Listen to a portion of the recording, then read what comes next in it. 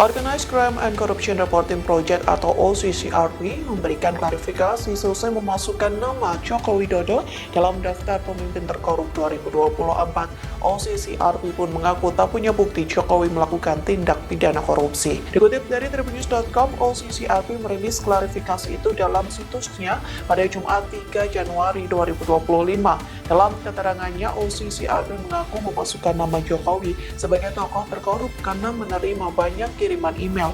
OCCRP mengklaim tidak memiliki kendali atas siapa yang dinominasikan.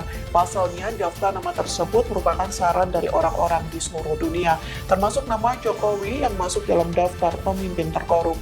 Klarifikasi kedua, OCCRP mengaku tidak memiliki bukti bahwa Jokowi terlibat korupsi, namun kelompok masyarakat sipil Download Tribun X sekarang, menghadirkan lokal menjadi Indonesia.